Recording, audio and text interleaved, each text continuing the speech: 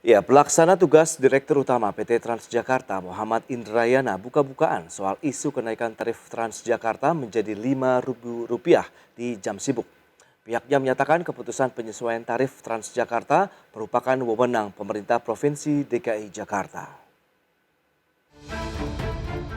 Pelaksana tugas atau PLT Direktur Utama PT Transjakarta, Muhammad Indrayana, buka-bukaan soal isu kenaikan tarif Transjakarta menjadi Rp5.000 di jam sibuk. Muhammad mengatakan keputusan penyesuaian tarif Transjakarta merupakan wewenang pemerintah Provinsi DKI Jakarta.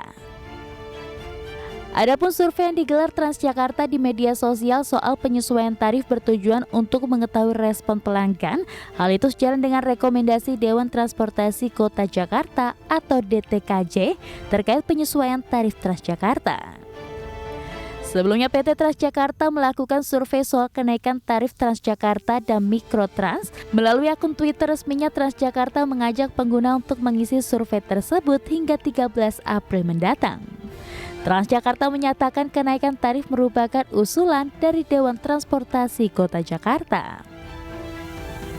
Di bagian awal, pengguna diminta untuk mengisi identitas dan penilaian terhadap layanan Transjakarta selama ini.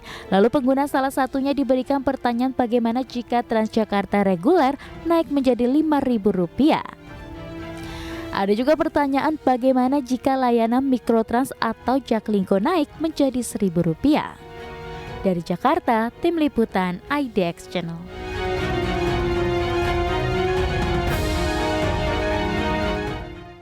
Baik pemirsa, untuk membahas tema kita hari ini, pro kontra rencana kenaikan tarif Transjakarta sudah tersambung melalui Zoom bersama dengan Profesor Agus Taufik Mulyono. Beliau adalah Ketua Majelis Profesi dan Etik Masyarakat Transportasi Indonesia. Selamat pagi, Prof. Agus. Selamat pagi, Mas Prasetyo. Ya, salam sehat, Prof. Salam sehat kembali untuk kita semua. Terima kasih atas waktu yang disempatkan. Ini menarik, Dewan Transportasi Kota Jakarta mengusulkan kenaikan tarif bis Transjakarta. Bis BRT atau non-BRT untuk Jabodetabek itu naik menjadi Rp4.000 di sepanjang hari atau sekitar Rp5.000 di sepanjang hari. Nah, bagaimana MTI melihat begitu ya dengan adanya pro kontra yang muncul akhirnya terkait dengan kenaikan tarif Transjakarta ini? Ya, kalau kita melihat histori tarif nih ya, histori tarif Transjakarta, itu di dalam catatan MTI itu sejak tahun 2004, itu sampai sekarang itu belum ada kenaikan. Oke. Bahkan Dewan Transportasi Kota Jakarta atau DTKJ sendiri itu sebenarnya sudah pernah mengusulkan di dalam kajiannya tahun 2015 bahwa tarif Transjakarta ini masyarakat mampu membayar hingga Rp5.000. Artinya bahwa terlepas dari alasan bahwa kita masih punya PR untuk memulihkan kondisi ekonomi pasca pandemi ya, tetapi penjajakan atas kenaikan tarif Transjakarta itu sudah ada tahun 2015. Sehingga kalau kita melihat kembali bagaimana recovery ekonomi saat sekarang, itu kiranya perlu untuk dipertimbangkan kembali kenaikan tarif Transjakarta. Karena kalau saya lihat catatan yang ada, itu subsidi ya, Pemda DKI atau Pemda DKI itu sudah mencapai 4 triliun untuk mengoperasikan Transjakarta. Jadi mesti ini juga harus dicari solusi yang seimbang. Artinya masa sih sekian sudah hampir 10 tahun lebih tarif tol tidak naik, tarif Transjakarta tidak naik sama sekali. Itu menggambarkan, mengindikasikan bahwa kok tidak ada perbaikan ekonomi sama sekali ya di dalam masyarakat Kota Jakarta khususnya. Dari sisi nilai yang rencana begitu ya dinaikkan, menurut pandangan Anda cukup pas, tidak ideal tidak dengan kondisi saat ini? Kalau melihat kapan akan diterapkan itu memang tergantung kepada situasional politik ya. Bisa juga tergantung pada situasional dimensi waktu yang tepat. Ya, kapan yang tepat. Dan kedua, tiga adalah dimensi ruang. Ya tentu memang tarif-tarif tol, tarif-tarif Transjakarta, maaf, tarif-tarif Transjakarta ini memang harus dilihat secara komprehensif ya. Apakah perlu untuk semua jalur itu dinaikkan? Oke. Karena beberapa jalur kan masih bercampur dengan jalur kendaraan yang lain. Nah, inikah apakah adil kalau dibandingkan dengan jalur yang memang betul sudah disterilkan, dikhususkan. Ya, jadi kemudian yang kedua adalah waktunya, kapan waktu tepat. Waktu tepat saya rasa untuk menaikkan tarif itu adalah ya bulan-bulan atau waktu-waktu di mana masyarakat tenang. Seperti sekarang ini sebenarnya masyarakat tenang, artinya di saat di mana semua secara umum masyarakat mendapatkan satu THR atau di awal tahun, ya itu juga waktu-waktu yang paling aman untuk menaikkan. Tetapi sekali lagi menaikkan itu harus ada konsekuensinya. Satu tentu pelayanan, peningkatan pelayanan. Yang kedua armada. Pelayanan armada juga harus ditingkatkan, jangan sampai ditingkatkan tarifnya tetapi pelayanan armadanya kurang. Artinya waktu tunggunya jadi lama karena perjalanan menggunakan angkutan umum kan ada dua, menunggu di tempat simpulnya dan waktu perjalanan. Dua ini sebenarnya yang dijual kepada publik. Jadi kalau nilai waktunya itu tidak memberikan satu kepastian, baik waktu perjalanan maupun waktu tunggu, ya saya rasa berat bagi masyarakat untuk dinaikkan tarifnya. Baik, tapi dari MTI sendiri menilai bagaimana dengan pelayanan yang diberikan Transjakarta sendiri kepada publik, begitu kepada penggunanya, baik dari sisi armada, sarana prasarananya hingga saat ini, Prof. Agus. Kalau MTI melihat pertama prasarana, kedua sarana, ketiga pelayanan. Kalau prasarana, ini yang perlu ditingkatkan itu adalah menyadarkan kepada pengguna transportasi lain di luar moda Transjakarta. Yang namanya Transjakarta BRT itu memang hakikatnya adalah secara politik maupun secara teknologi, secara hakikat transportasi, ya dia diberikan jalur khusus yang steril. Itu yang harus ditanamkan dulu. Jangan sampai seperti sekarang ini kemasukan yang lain-lainnya itu.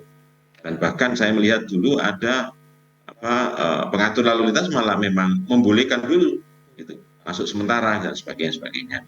Lah budaya-budaya membolehkan itu yang menyebabkan prasarana atau jalurnya menjadi terganggu. Jadi ini harus diamankan dulu.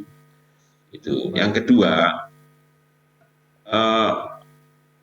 untuk BRT ya Transjakarta yang melewati jalur-jalur yang tidak khusus bercampur mix dengan kendaraan lain itu ada kan walaupun pendek, tapi kan itu sangat menghambat nilai waktu. Nah itu juga harus diberikan satu pengaturan khusus, tidak bisa dibiarkan karena dia nanti akan masuk di dalam lingkungan kemacetan. Dan ini akibat nilai sedikit itu akhirnya nilai kinerja BRT menjadi sangat dinilai kurang. Kemudian yang sarana kita bicara jumlah dibandingkan demand. Ya, pada jalur-jalur tertentu demandnya sangat tinggi, sama pada jam sibuk, sehingga nunggunya lama sekali.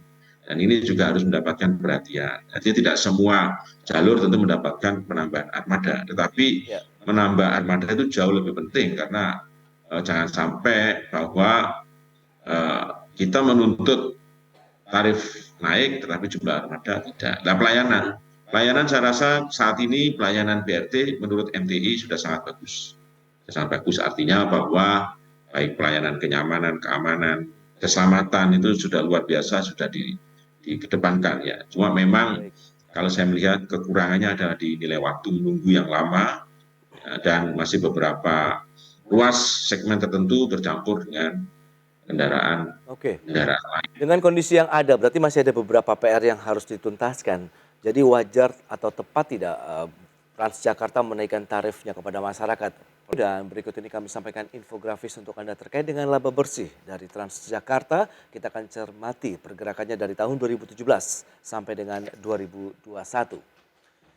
Ya, 2017 tercatat 262 miliar rupiah, naik lagi di tahun berikutnya 2018 menjadi 403 miliar rupiah dan tertinggi di tahun 2019 kalau kita lihat rentang dari 2017 sampai dengan 2021 mencapai 458 miliar rupiah. Namun seiring dengan terjadinya pandemi COVID-19, kita lihat di tahun 2020, 2021 laba bersih Transjakarta langsung tergerus ya, jadi 378 miliar rupiah di tahun 2020 dan 2021 270 miliar rupiah.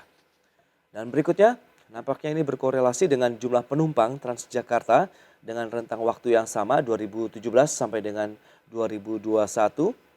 2019 tercatat tertinggi sekitar 264,03 juta penumpang. Kemudian 2020 sering dengan adanya pembatasan aktivitas masyarakat begitu ya, PPKM dan lain-lain, sehingga langsung turun menjadi 126,85 juta penumpang. Kemudian 2021 123,8 juta penumpang. Ya, kita lanjutkan kembali perbincangan bersama dengan Profesor Agus Taufik Mulyono, Ketua Majelis Profesi dan Etik MTI. Ya, Prof. Agus, kita akan lanjutkan kembali. Dilihat dari capaian laba bersih jumlah penumpang Transjakarta yang memang kita cermati terdampak dengan pandemi, dan ini bagaimana Anda melihat momentumnya di tahun 2023 ini? Ya, sebenarnya begini. Penurunan itu kan kota Jakarta ini kota yang paling menjadi catatan dunia ya.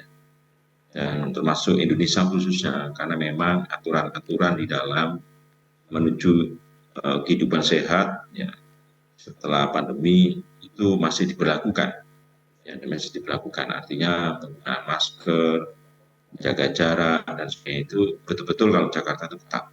Sehingga ini menyebabkan bahwa jumlah penumpang untuk Transjakarta menjadi menurun. Ya, karena jumlah perjalanan menjadi berkurang. Ya, bukan karena masyarakat yang mau naik, tapi jumlah perjalanan itu menjadi berkurang. Jadi penurunan itu tidak disebabkan karena penurunan kualitas pelayanan Transjakarta, tidak. Tapi disebabkan karena aturan-aturan yang diberlakukan untuk mencegah penularan COVID pasca COVID. Gitu.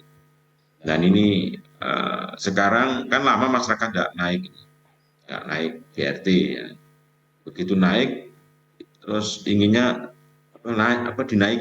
dinaikkan tarifnya, kan mesti masyarakat kadang belum bisa terima.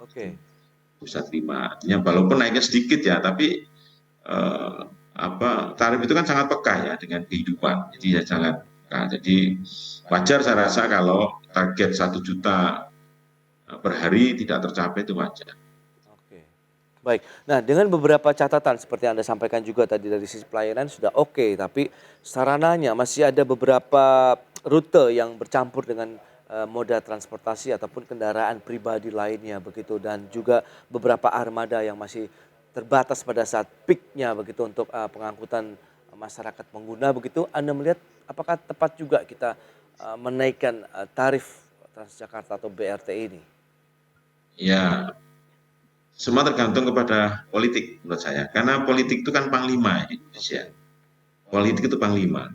Apapun keputusan teknologi, apapun keputusan di luar politik itu sudah tidak ada apa-apanya. Begini, bisa saja politiknya mengatakan naikkan dulu, pelayanannya baru ditingkatkan.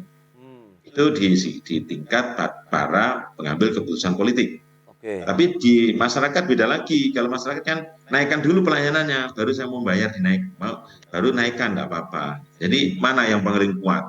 Gitu. Kalau di masyarakat transportasi seperti kami, itu ya sebaiknya memang dinaikkan dulu pelayanannya.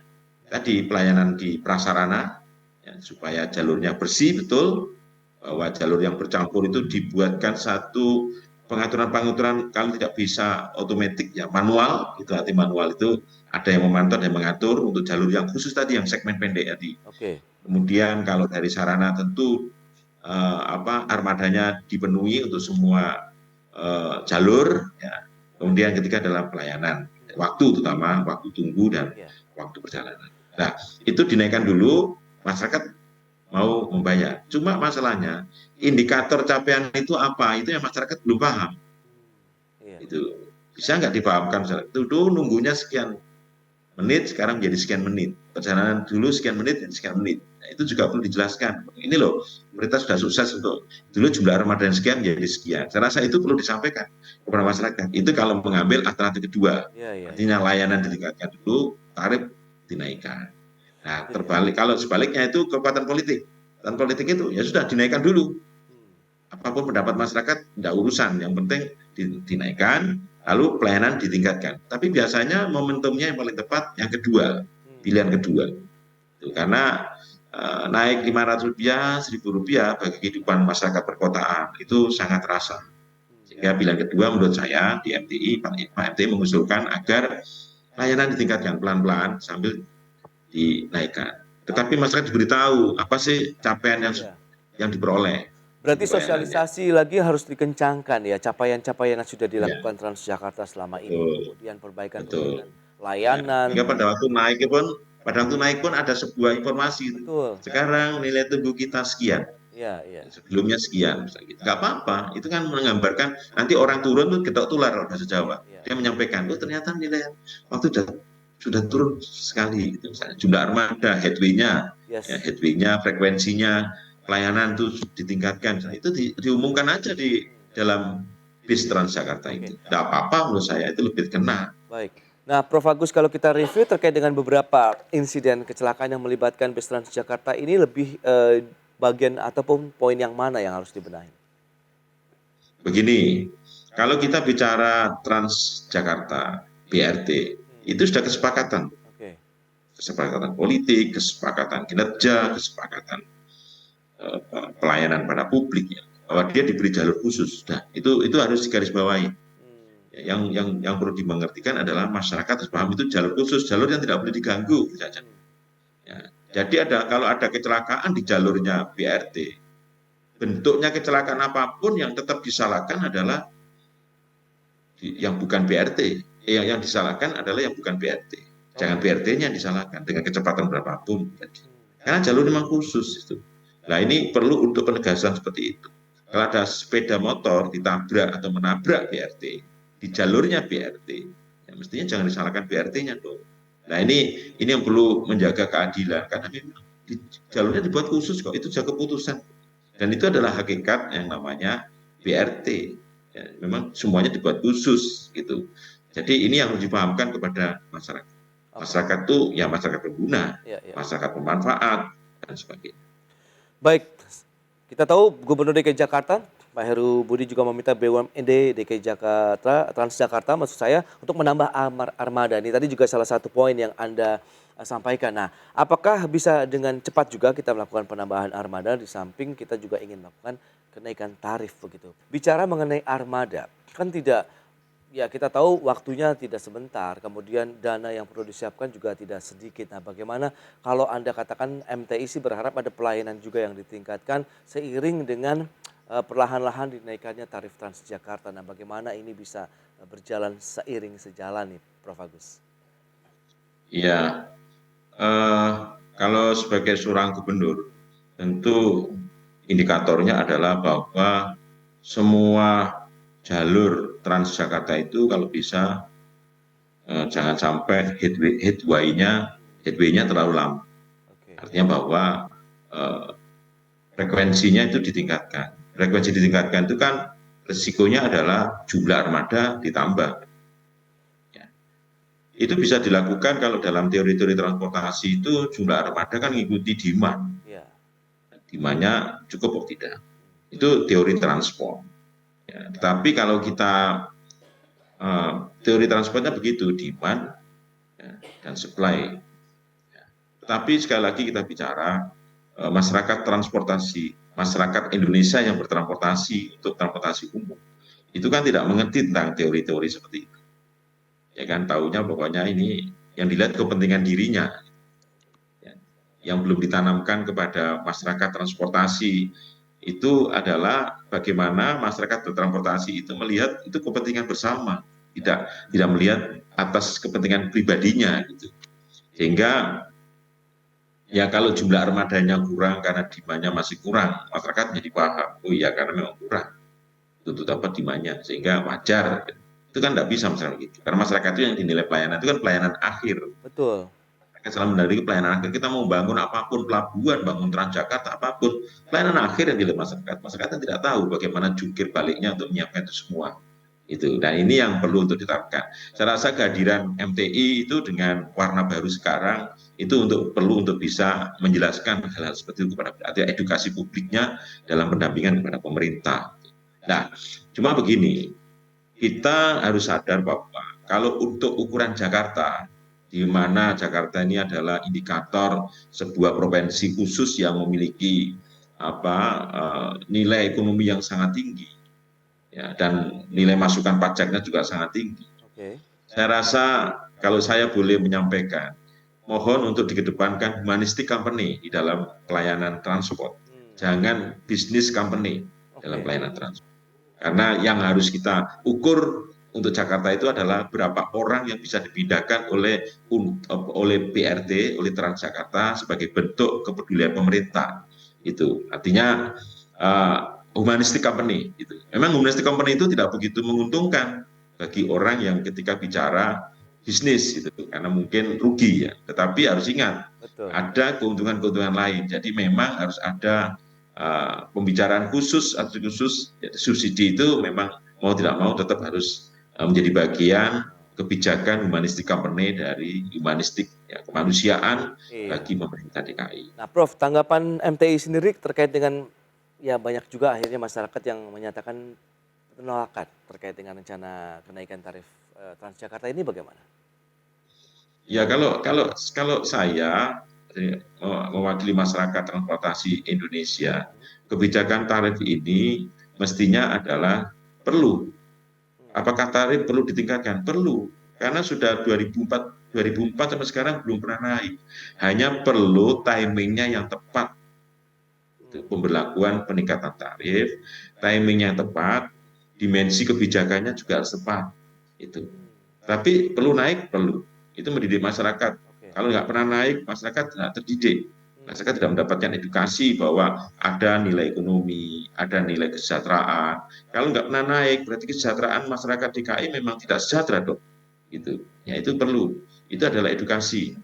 Nah, cuma kita lihat dimensi waktu mengumumkan pemberlakuannya, dimensi kebijakannya, Ya. itu apa? Itu supaya ada keseimbangan. Menurut saya ya humanistic company itu lebih dikedepankan daripada business company. Oke, itu dia yang terjadi saat ini dan semoga nanti ada ya semacam titik temu yang benar-benar ideal. Betul. Bagi perusahaan mungkin ada satu keuntungan yang bisa didapatkan, tapi bagi masyarakat juga tidak memberatkan juga ya untuk aktivitas kegiatan ekonomi mereka. Baik, Prof. Agus terima kasih banyak atas waktu dan sharing yang diberikan kepada pemirsa pada hari ini dan sampai berjumpa kembali, Prof. Terima kasih.